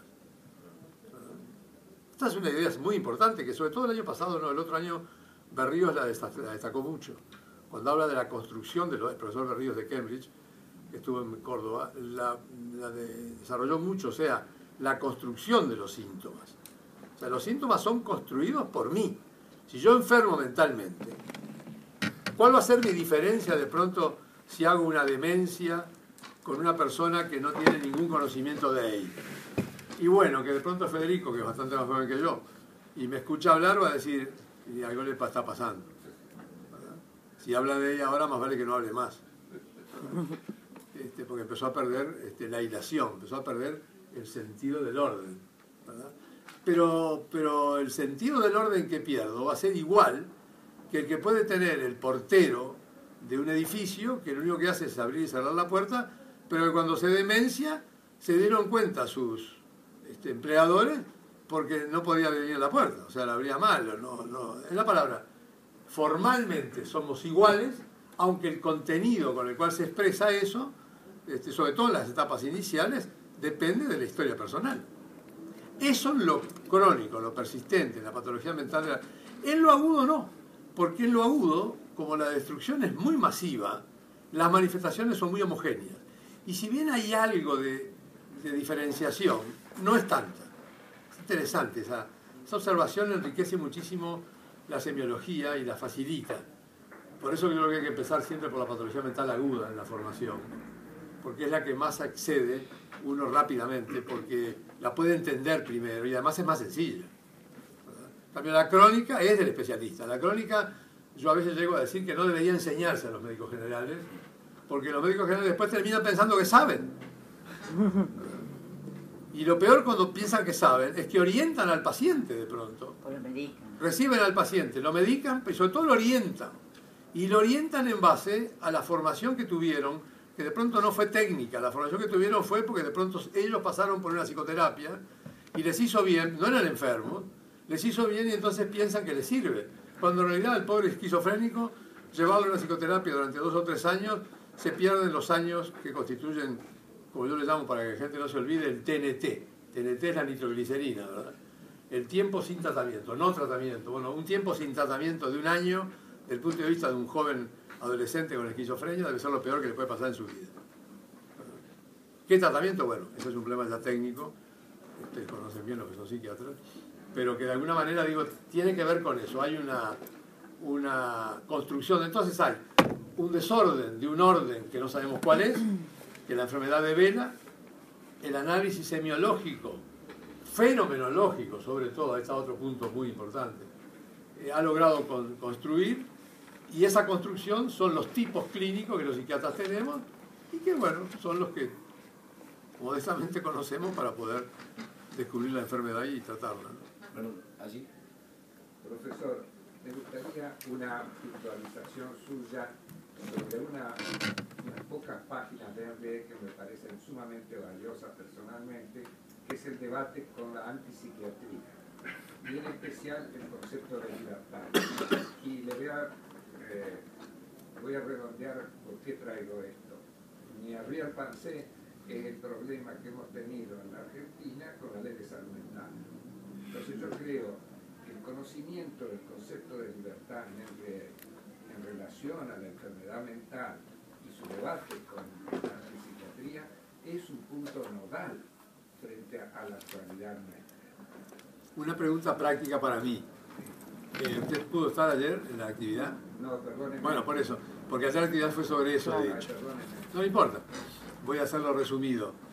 Lo que él dice es, hay parte de un principio de la formación, digamos así, de que la psiquiatría nace en la historia en un momento en el cual el hombre había logrado, en pleno renacimiento, había logrado un ser reconocido como individuo y donde la libertad en la sociedad empezaba a ser considerada como un derecho, digamos, o más que como un derecho en aquel momento, como una realidad. Y entonces, justamente, en una sociedad que tolera la libertad, entonces la enfermedad mental se puede poner de manifiesto. Porque justamente lo esencial de la enfermedad mental es lo que ayer yo llamaba el otro diagnóstico, o sea, un diagnóstico que no es tanto el que hacemos los psiquiatras a través de nuestro interrogatorio, logrando qué tipo de sindromatización tiene el paciente, sino lo que la familia ya sintió. Y es que ese hijo no es igual que los otros, ¿verdad? O lo que sintió un juez, ¿verdad? En que se da cuenta que el cliente que tiene delante es raro, ¿verdad? Es diferente. Entonces, ahí es donde la enfermedad mental se siente, y ese es el fundamento inicial. Yo terminaba mi presentación de ayer diciendo precisamente eso, que el enfermo mental tiene un valor antropológico esencial, precisamente porque es lo que nos muestra indirectamente al hombre, le muestra al hombre que el hombre que no está enfermo es libre y responsable, ¿verdad? Y que cuando está enfermo ha perdido su libertad en grados variables y que en algún momento puede ameritar el viejo derecho que los psiquiatras hemos tomado no como una imposición, sino como una obligación al tratamiento involuntario, ¿verdad? Que es en el fondo el gran problema de todas estas legislaciones, la no consideración de... ¿Qué es lo que terminó en Estados Unidos? Porque esto tiene, como decía un actor americano, Talbot cuando... Esto empezó en Estados Unidos, el tema de la libertad o no libertad, ¿verdad? En los años 50. Cuando en los años 75-80 los italianos empiezan con el problema, Talbot comenta y dice, esto tiene olor, dice, a una experiencia epiléptica de déjà vu. En el sentido de que esto ya fue vivido por nosotros. Las madres que venían a pedir, por favor, que le hospitalizaran a los hijos esquizofrénicos para que no se murieran de frío y congelados debajo de los puentes de Estados Unidos, de Nueva York. En una palabra, y eso sigue siendo un movimiento, porque hasta que los psiquiatras no... El gran problema de estos movimientos antipsiquiátricos, yo no creo que tenga que ver con ellos. Tiene que ver con ellos porque, claro, no tienen otro modo de pensarlo. Porque han sido además educados por determinados antropólogos o filósofos con determinadas posturas, pero el gran problema somos nosotros, que nos falta esta unidad a nosotros, ¿verdad? Cuando yo a veces en grupos grandes digo, levanten la mano los que piensan igual que yo, pero no lo hagan, levanten en secreto, diría, porque estoy convencido que muchos piensan en contrario. O sea, muchos no están del todo convencidos de la hospitalización involuntaria, ¿verdad? Piensan que no, que debería buscarse un modo. Por supuesto que eso lo busca todo. Él decía que tenía que tener la llave. Él estaba contra toda ley que tuviera que ver con la hospitalización mental. Tanto obligado. Decía, el psiquiatra debería tener derecho a tener la llave en la mano para abrir o cerrar la puerta cuando cree necesario. Claro, eso, decía él, le da al psiquiatra una gran responsabilidad. Saber cuándo debe usarla y no excederse. ¿Verdad? Por lo cual alguna legislación, como la que tenemos nosotros todavía en nuestro país, pero que la van a cambiar. La van a cambiar porque el peso de esta de la Argentina ha sido muy grande en América Latina. Y ahora hay una reunión justamente, ya de noche hubo, sobre el tema y me imagino que se habló esto. En una palabra, ¿por qué vuelvo a decir? Porque nos falta esta unidad a los psiquiatras. Los psiquiatras no participamos del todo. Por eso la hipótesis de la motivación para que se lea y se profundice es que da una visión más, como diría, más clara de la enfermedad mental y al mismo tiempo le permite al psiquiatra responder al deber de hacer lo que tiene que hacer, ¿verdad? Que es encararse con la enfermedad mental y saber perfectamente bien que hay niveles. que una cosa es una demencia y otra cosa es un trastorno de carácter. Bueno, un trastorno de carácter nos plantea a todos siempre enormes problemas. Y bueno, ahí manejemos, ¿no?, con mucha cintura. Pero con un demente que empieza a estar demente y el psiquiatra se da cuenta, pues señor, hay que incapacitarlo. Porque la incapacitación va al servicio de él, a impedir que haga lo que hacen. Yo una vez tuve un paciente en el consultorio, no convencí al familiar, que ya cuando el señor vino bien vestido de traje, yo ya me di cuenta con la sola ropa que tenía, era un veterano que estaba con el traje sucio y tenía una demencia. Pasó el hijo y no lo pude convencer. Y era un hombre que iba al banco a manejar sus cuentas. Y cuando salió, mi secretaria me llama y dice, venga a ver lo que hizo. Había orinado en la sala de espera. Y sintió ganas y orinó, estaba ahí. Claro. Y entonces dije, salí corriendo y avisarle al hijo que venga a ver, no lo encontramos, pues, lástima, pero hubiera sido el modo de convencerlo de la demencia. Esto mismo le puede pasar con la cuenta bancaria. Y va en cuentas bancarias de beneficio de él y la mayor parte en beneficio de algún familiar, ¿no? O sea, pero estoy diciendo un extremo. Después viene el tema de los trastornos de carácter. Ahí yo creo que realmente uno debe moverse con mucho cuidado y habitualmente yo generalmente nunca hospitalicé involuntariamente ningún trastorno de carácter, a menos que hubiera cometido algún acto delictivo y entonces contaba con el apoyo de un juez, ¿no? Sí. En el manual, en el Tratado de Psiquiatría, hay un orden de lectura, en el índice me refiero. Si comienza con las enfermedades mentales agudas, reacciones neuróticas, manía, melancolía, psicosis maníaco-depresiva, luego psicosis delirantes agudas, luego están las enfermedades mentales crónicas, neurosis, psicosis delirantes crónicas, esquizofrenia y demencia. Este orden temático obedece a una idea teórica. No, sí, absolutamente. Es decir, primero, lo que ahí descubre, como yo lo señalaba ayer, es que la vida mental, la patología de Vela, tiene dos órganos que articulados constituyen la vida mental. El campo de conciencia actual, que es este corte transversal que cada uno va teniendo momento a momento, según donde esté y con quienes esté, y por otro lado, un corte longitudinal que pasa a través del desarrollo del sistema de la personalidad, ¿verdad?, que tiene, según él, 4 etapas. La etapa de desarrollo del ser lógico, que la tradición ya reconocía y llamaba, los niños entramos en un determinado momento a la edad de la razón, decían, a los 6 años, ¿verdad? Y que es lo que Piaget justamente muestra que es la edad en que el niño entre 5 y 6 años tiene conservación de masa. O sea, puede aprender a sumar y restar, ¿verdad? Después viene durante la etapa escolar, y que esta ley, este ser lógico, está regido por principios que son absolutos. O sea, no podemos funcionar en la vida sin el principio de identidad y sin el principio de razón suficiente. Una cosa es que discutamos de esto a nivel filosófico, como lo hace el filósofo de ustedes, ¿cómo se llama? Famoso, que tiene un libro sobre el principio de causalidad. No me voy a acordar el nombre. Ahí está la edad, ¿no? Una cosa es que se discuta, pero otra cosa es que este autor, cuando manda sus libros a la editorial o cuando va a cobrar lo que tiene que cobrar, funciona con el principio de causalidad. Bueno, a ver cuánto entraste, cuánto ganaste. En una palabra, no podemos funcionar. Eso es a partir de los 6 años. Como dice ahí, si ese desarrollo no se tiene, la persona, so pena de muerte, queda como débil mental, que es la enfermedad más grave que se puede tener. No es la más grave en el sentido habitual del término, porque los padres se acostumbran a vivir con el hijo débil, pero en realidad es el drama mayor que le puede pasar a una persona. No tiene nada menos que truncado el desarrollo mental. Después viene una larga etapa, en la cual, por supuesto que son etapas que no es que termine una y empieza otra, se van dando simultáneamente, se construye la realidad. Y la construcción de la realidad ya no está regida por principios tan absolutos, sino que más bien la relación con la realidad es creencial.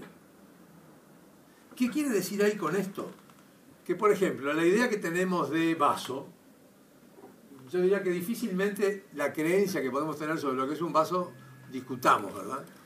Pero si yo le digo ya después amigo, o le digo papá, o mamá, ¿qué quiere decir papá? ¿Qué quiere decir Dios?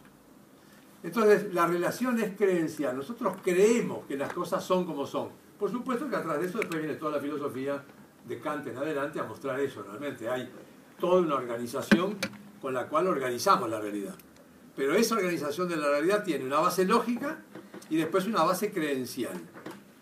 Completado ese desarrollo, o bastante completado, ¿verdad? Que termina más o menos entre los 11, 12 años con la disociación peso-volumen, que ayer lo analiza muy bien,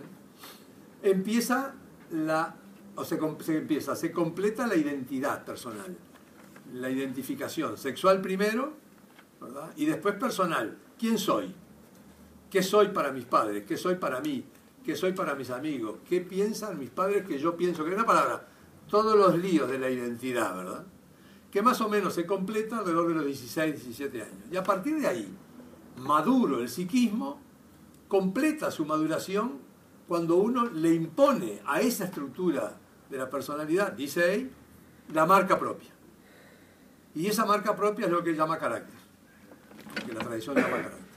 Donde el carácter es entre lo dado, lo tomado por mí y lo hecho por mí. Entonces, ese desarrollo de la personalidad tiene, cuando se va desordenando, un desorden que él pone en ese orden. Por eso cuando habla de trastornos crónicos pone trastornos de carácter, neuróticos, psicóticos y demencia. Y en el plano de la conciencia, que es la obra central de él hace 3 niveles. Que yo ayer los explicaba, la desestructuración del campo, que tiene 3 poderes: orientación temporoespacial, ósmosis de los espacios vividos, normalmente con un cierto juego, perdida en la psicosis delirantes agudas, y trastornos emocionales, afectivos, que le impiden al sujeto estar presente en el acto actual. Ese es un poco el esquema guiano. De ahí viene manía, melancolía. Y hay una cosa que tú dijiste, que a mí me dio mucho tiempo a pensar, porque hablo de reacción neurótica. Y habla de reacción neurótica en realidad porque se ve obligado. Por eso el texto del manual, desde el punto de vista de las conceptuaciones guianas, tiene alguna cosa que no corregí, digo, pues, por algo la puso así. Pero lo que se refiere es a la ansiedad. Él la ansiedad la pone en lo agudo, fuera de la desestructuración del campo, pero como el primer esbozo de desorganización. Y para los que están en psiquiatría, esa es la parte en la que él pone, por ejemplo, las psicosis histéricas. Ahí. No son trastornos crónicos, ni son trastornos agudos. Son trastornos de un orden en el cual el paciente está muy entero, pero algo ha perdido por la ansiedad que tiene, y esa que no se manifiesta, pero se manifiesta como psicosis delirante histérica. Es un poco el esquema de la obra. Vamos. Yo sigo con algunas y me pueden interrumpir. El primer libro, o el primer texto de Henry que usted lee, ¿cuál es? El manual. Yo había ingresado a psiquiatría en el 60 y en una clínica chica, la clínica psiquiátrica en Uruguay. Tuvimos mucha suerte esa generación porque éramos muy pocos residentes, posgrados en aquel momento nos llamábamos. Yo interno y posgrado al mismo tiempo casi.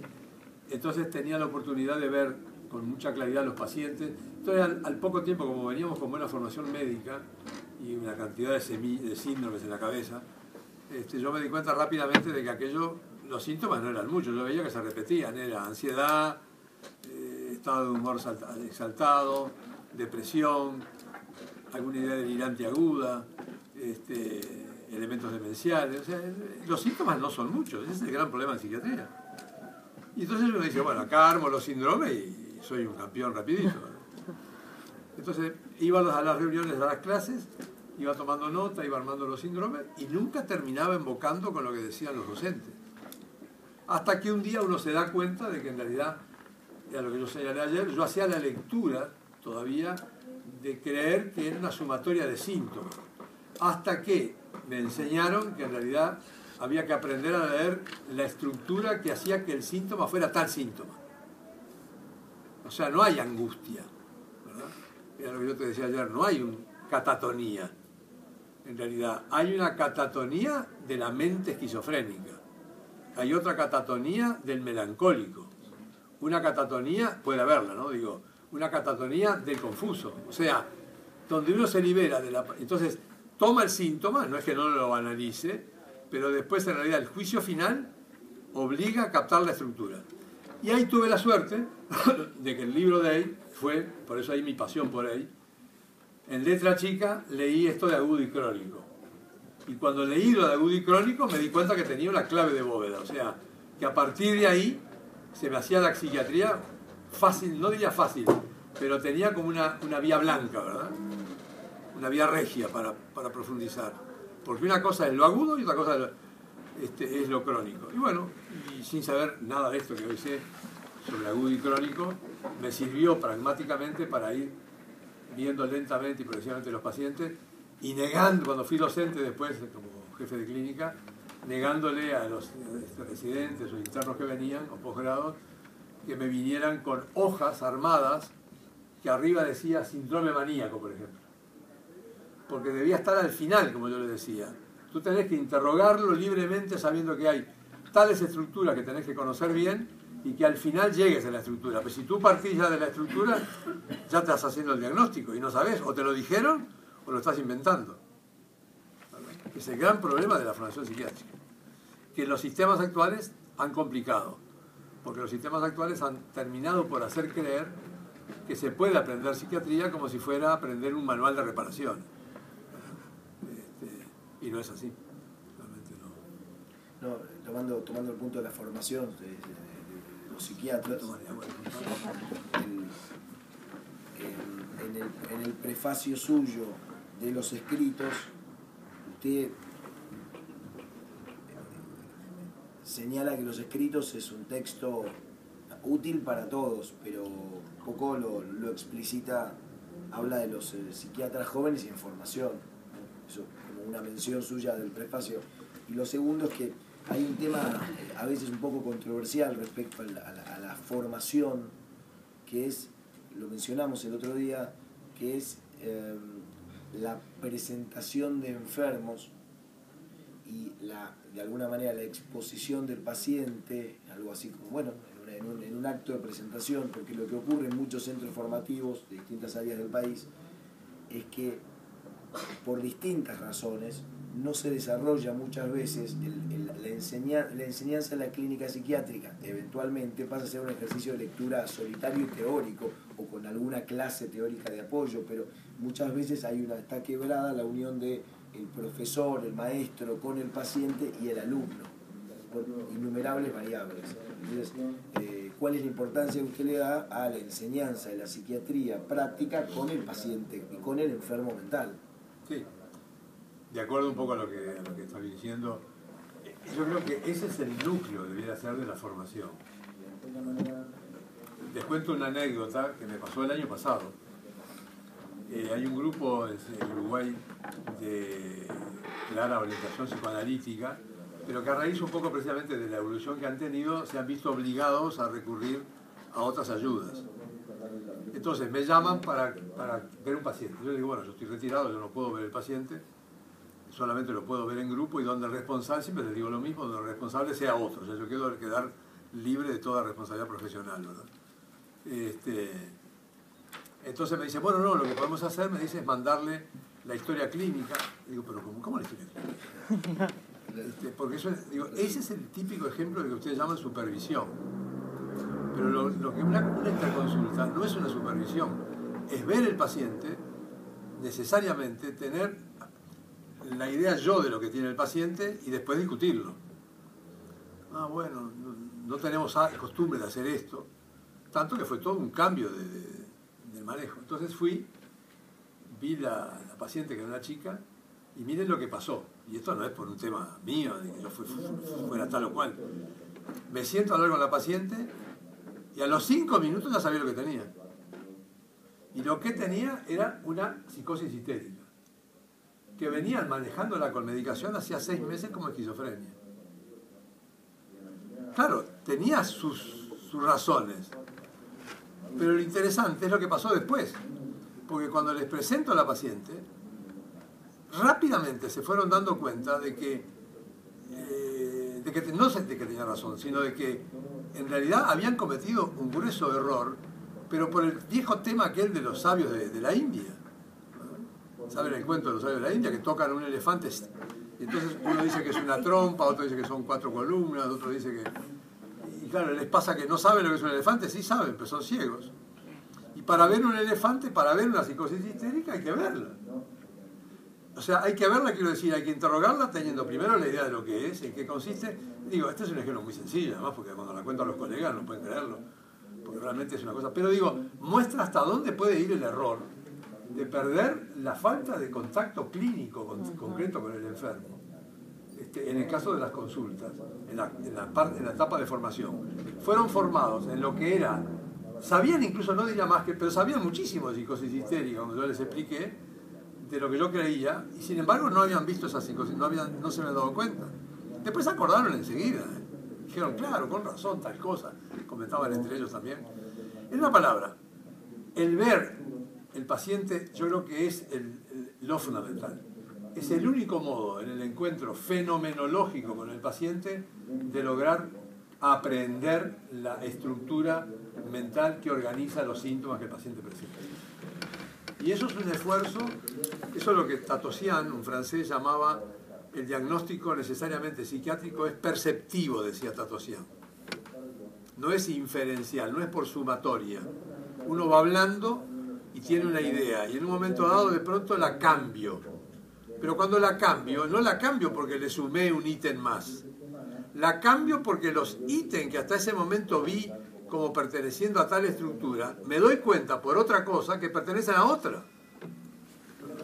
Entonces paso de decir de pronto demencia, o al revés, como me pasó también el otro día con el grupo mayor, esto me pasó.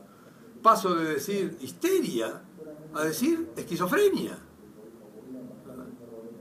O sea, fíjense, el grupo ya es gran experiencia. Venían con una paciente, creo que esto no se lo conté, con una paciente que la traían como histérica, excepto a la médica que la traía, porque siempre la conoce uno del grupo. La médica que la traía tenía su duda, ya estaba segura de que era otra cosa, pero surgió en la entrevista y todos terminaron dándose cuenta de que en realidad el interrogatorio y un poco el diálogo tenido ahí mostraba que esa paciente, bueno, cuando pasó el marido fue hablar de la paciente, fue lo que confirmó el diagnóstico claramente por todo lo que pasaba, una mujer muy culta, en fin. Una palabra, eso no se hace por... Cuando el diagnóstico psiquiátrico se hace por inferencia, se hace solamente para el estudio de medicamentos. Entonces se aplica, por ejemplo, el test de Hamilton, que como decía, ¿te acuerdas? Berríos comentó justamente en Córdoba que Hamilton, con el cual Berríos había trabajado, jamás habría pensado que se hubiera usado su test para eso.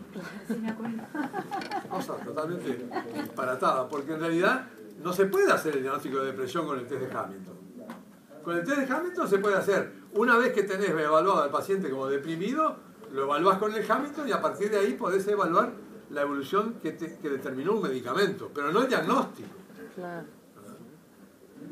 Eso yo creo que es una idea que no se tiene. ¿Verdad? Otra vez volvemos al manual de reparaciones, diría. Sí. Profesor, yo no sé, es interesante lo que usted está diciendo, porque en realidad tanto él como André Green en el Hospital Santana veían sus pacientes delante de una multitud que nos abarrotábamos en la biblioteca, o André Green en el aula magna, y éramos centenarios. Y era un psicoanalista de nota y Mariano Verdier. Yo creo que esta situación de la supervisión es una deformación cultural. Exactamente. Yo estoy totalmente de acuerdo. Creo que además, a ver, ¿cómo procedo yo? Porque en esto hay que tener ciertos cuidados legales y además de respeto a la persona. Lo primero que le hago a la persona cuando va a mi consultorio una vez por mes para esta reunión que tenemos con los muchachos es llamarlo aparte a la familia con la persona. Y bien, uno dirá, bueno, a veces la persona no tiene capacidad de juicio para aceptar mi planteo, pero siempre formalmente lo hago. Le propongo lo que vamos a hacer, le digo en qué consiste el desarrollo, que yo lo voy a ver delante del grupo, si están de acuerdo en que eso sea así, tanto el paciente como el familiar. A veces el familiar le pregunta al paciente, al revés, el paciente al familiar le pregunta como diciendo, ¿y qué hago? No, está bien, hacelo. Entonces hay como un consentimiento aceptado, del cual dejo constancia en mis papeles. En ese sentido creo que los psiquiatras debemos cuidarnos mucho de que el consentimiento no quede tan firmado como que sí quede. Los jueces son en ese sentido muy cuerdos Y entonces no les importa tanto que esté un papel firmado, lo que les importa es que hayamos hecho el proceso de consentimiento. Yo he visto firmar consentimientos para operaciones cuando ya el paciente está, entonces algún familiar mío, medio dormido para la sala de operaciones, le hacen ahí agarrar el papel y firmar. Yo pienso que firma. O sea que el consentimiento es un proceso y lleva su tiempo. Y ahí viene un tema económico del manejo cultural que tenemos actual de la psiquiatría, que no se pueden ver tantos pacientes en 2 horas. Se pueden ver algunos, 1, 2, 3, no más. Incluso no pacientes nuevos. Bueno, ayer usted hablaba de, ¿no?, digamos, de déficit y reacción, ¿no? En el marco del órgano dinamismo, ¿no? Como había un déficit y había una reacción, y esa reacción, que era lo que uno veía, tenía que ver con cada sujeto, ¿no? Ahí yo siempre me pregunto si hay un punto de contacto o de diferencia con esta visión de Clérambault respecto a que el delirio, en esa famosa cita que muchos conocerán, que el delirio es como la reacción obligada del intelecto razonante frente a lo que él llamó automatismo mental, como si hubiera un paralelismo posible entre lo que postula Clérambault y lo que postula Ape, aunque sean cosas distintas, me parece. Sí, yo creo que sí que es verdad, además, en ese sentido. Lo que él se oponía era el dogma del mecanicismo, en el sentido de explicar, directamente las manifestaciones como si fuera la desorganización de un sistema mecánico. Pero en realidad, desde el punto de vista práctico, volvemos a lo mismo, en realidad los autores terminan congeniando. Yo diría que cuando de Clérambault habla precisamente de la construcción de los síntomas, él pensaba lo mismo. O sea, no, yo estoy de acuerdo contigo, no hay una... La diferencia es que Clérambault terminaba pensando que había casi como conexiones físicas. Tenía lo que hay en algún momento, no respecto a Clérambault, porque era muy respetuoso, pero sí respecto a otros, terminó llamando el delirio neurológico. Y se los explico en 2 palabras. Cuando uno, por ejemplo, ve un automatismo mental, un automatismo psicomotor en un epiléptico, los franceses, cuando empezaron con la estereotaxia, pensaron que metiéndole un montón de fierritos en la cabeza, iban a descubrir por dónde iba la corriente, la descarga. Grave error, porque la descarga va por donde vaya, pero la organización de la conducta motora, psicomotora, es psicomotora. O sea, tiene que ver con lo que el sujeto en ese momento tiene delante. De pronto, si tiene una crisis frontal y de pronto tiene una bicicleta al costado, sale andando en bicicleta, si sabe andar en bicicleta. ¿Me explico? Una palabra. La diferencia es la importancia de lo mental que yo aprendí con él. Con él aprendí, por supuesto había aprendido mucho de eso ya con los psicoanalíticos, pero sobre todo lo mental de la patología mental, que tiene su historia, donde empieza todo el tema de dimensión, estructura, un montón de ítems que siguen siendo problemas, cuando en realidad, desde el punto de vista histórico, han sido solucionados. No es posible que sigamos hablando de dimensiones. Si yo les acabo de decir que el diagnóstico es estructural, pues el diagnóstico es estructural, quiere decir que la dimensión importa en cuanto a no perder datos, pero no hace el diagnóstico. Dejo de lado siempre el trastorno de carácter. El trastorno de carácter es un problema aparte. Es un tema que por algo fue llamado personalidad psicopática por Schneider. Nosotros el término se ha ido un poco como empobreciendo y medio, no sé, la palabra no me sale, pero como haciendo más grueso en cuanto a psicopático hoy es un mal tipo. Psicopático para Clérambault quería decir, para Schneider quería decir enfermo, pero un enfermo como menos enfermo, ¿verdad? ¿En qué sentido? Era como el término genérico de psicopatía. Entonces dice, los desarrollos de carácter, el carácter es un desarrollo, como la personalidad, por eso son personalidades, pero no son normales. Entonces, ¿cómo le voy a llamar? Psicopáticas. Pero no son morbo, no son la enfermedad como es la psicosis periódica, o lo bipolar, y la esquizofrenia, o la demencia. Esta es un poco una idea, y hoy día sigue igual, planteado. cuando se discute ahora en el DSM-5 si hay que usar lo que el DSM-5 tiene como sistema categorial tradicional o tomar una estructura más dimensional con la alternativa diagnóstica que ofrece. Y bueno, es cuestión de ponerse de acuerdo.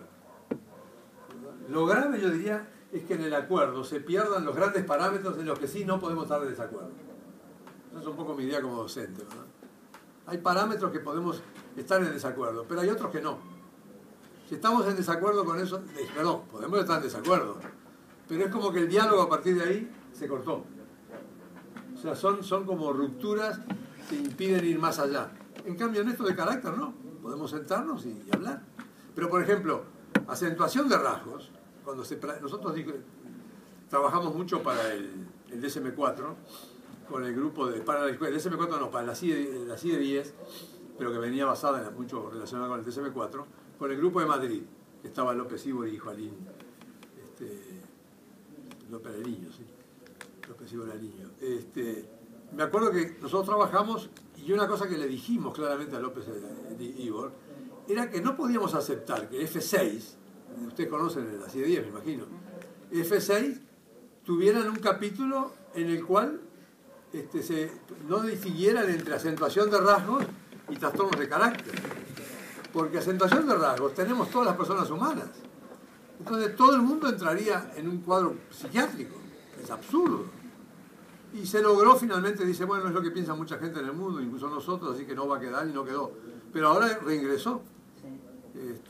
Y reingresa peligrosamente porque amplía enormemente, infla el campo psiquiátrico. Y cuando el campo psiquiátrico se infla sucede siempre un problema.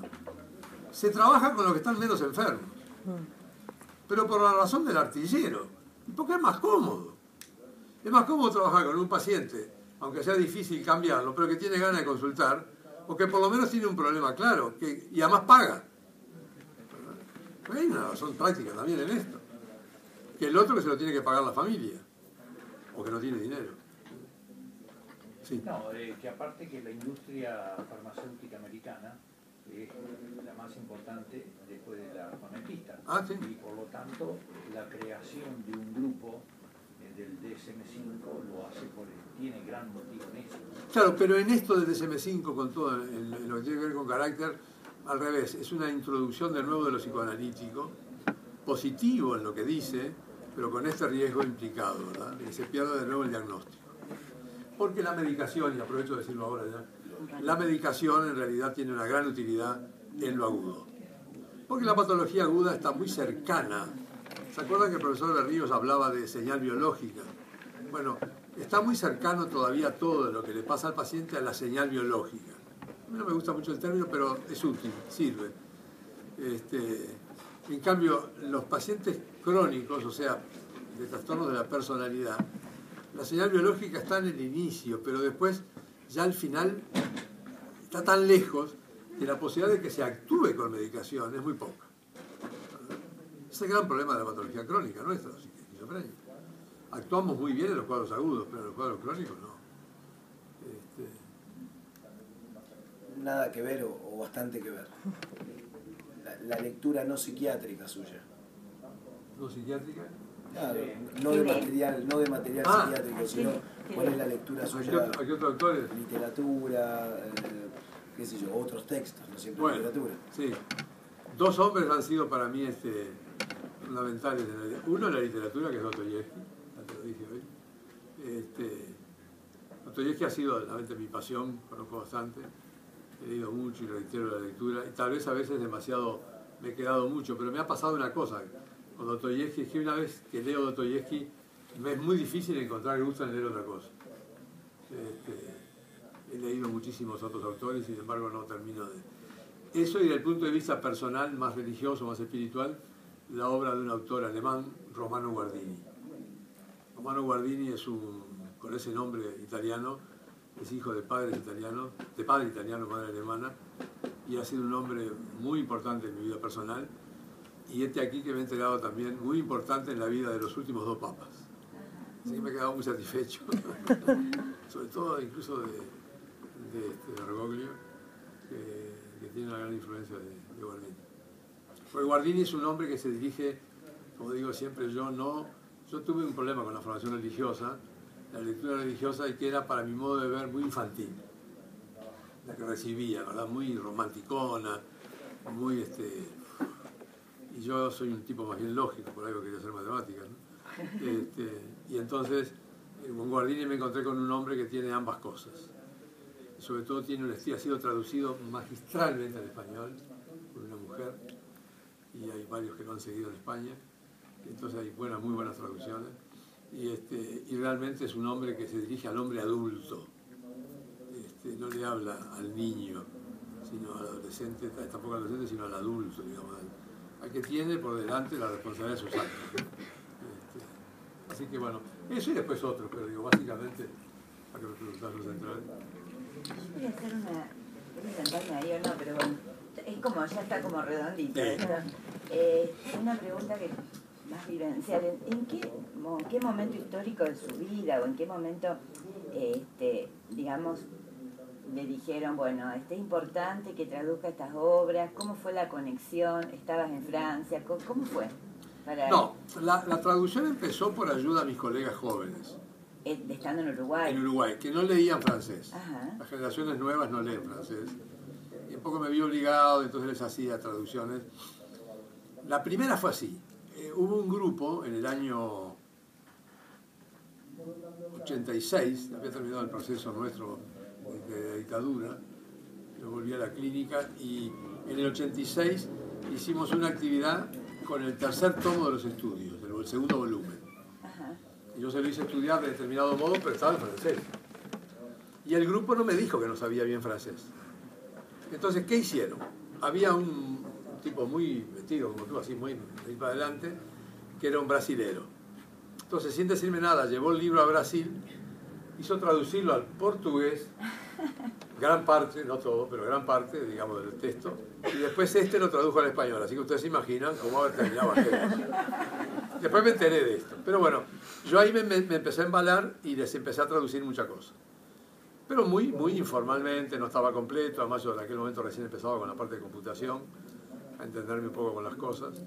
Y bueno, y un día vine acá al primer congreso de APSA que vine, que justamente presentamos los estudios psiquiátricos, la reedición en francés, ahí conocí a Juan Carlos Estañaro, y cuando se enteró en la presentación que hubo allá, de que yo tenía parte traducida, él me propuso, y entonces ahí empezó una tarea más formal, en la que no conté con una ayuda que me enteré después que existía, que se lo recomiendo, que se llama el Dragon Natural Speaking, que es un programa en el cual uno le habla al micrófono y escribe. Yo lo que tuve que hacer fue grabar 120 citas, hacerlas desgrabar, pagarlas, y después de desgrabadas corregirlas. O sea, ahí empieza el trabajo, ¿verdad? Fueron 120 cintas en las 2 ediciones. La conciencia fueron menos, por suerte fueron 30, ¿no? Pero bueno, fue un trabajo interesante. Anoche contabas de la secretaria de Henry A. Sí. ¿Podés contar algo? ¿Cómo no? La secretaria de Henry A se llamaba René Boulet, una mujer mucho más joven, cuando empezó a ser su secretaria tenía 18, 20 años, y era una mujer que tenía una habilidad que fue aprendiéndola. Yo después conocí a otra secretaria que era igual, que era capaz de prácticamente en los escritos de Hay, que eran imposibles de leer, lo que escribía Hay, que escribía páginas, agarraba la página y escribía, yo le vi en grandes letras así, y de pronto escribía 7, 8 renglones por páginas, y las tiraba, ¿no? Ah, no, por Dios, sí, realmente esa mujer aprendió a leer eso, porque nadie más lo sabe leer, ¿eh? Hay un montón de material hoy día que es absolutamente imposible de entender. Y René Boulet le trabajó siempre, y bueno, y fue la que le acompañó en su trabajo. Se hicieron muy amigos además con la mujer y con él, con Madame René, se llamaba René también la mujer, era muy religiosa esta mujer también, y porque él era un hombre religioso, sui generis diría yo, pero era religioso, era católico, y bueno, lo acompañó mucho en cuanto que le hacía las traducciones. Pero por otro lado tenía la paciencia de escribir en las viejas, yo anoche les contaba, en las viejas máquinas de escribir. Y ella me contó a mí personalmente que le escribió 8 veces La Conciencia. Y cuando leí le había pedido modificar algunas cosas, ya le dijo como le dio a entender, bueno, vamos a parar un poco, ¿no? Esto ya es medio interminable, ¿no? Y bueno, así salió la primera edición, que fue muy bien editada por Desclée, aunque en un formato chiquito. Y después la segunda de Presse Universitaire, que ya no salió bien. Y ahora la tenemos finalmente una excelente última edición en francés. Le ganamos de mano acá, ¿eh? La edición nuestra salió antes que la de ellos. Creo que fue motivado un poquito por la nuestra, por suerte. Salió, sí, a mí me llamó la atención por qué no publicaban La Conciencia de nuevo. Y Madame René, bueno, tanto que le dedica, si ustedes miran en la traducción, en la segunda página, en la parte de la izquierda, dice: dedico esta obra a mis antecesores, a los que me ayudaron, y la dedico, dice, especialmente a mi secretaria René Boulet, que dice, mi primera y perspicaz lectora. En el sentido que le corregía muchos errores, ¿no? Por errores que bueno, fue el gran problema de las publicaciones, son los errores que uno tiene, que repite 400 veces el mismo error, cuando lo lee no lo corrige, ¿no? Claro. Bueno, eso es un poco... Si es que hay alguna pregunta más final, y si no, terminamos. Espero no haberlos aburrido, ¿no?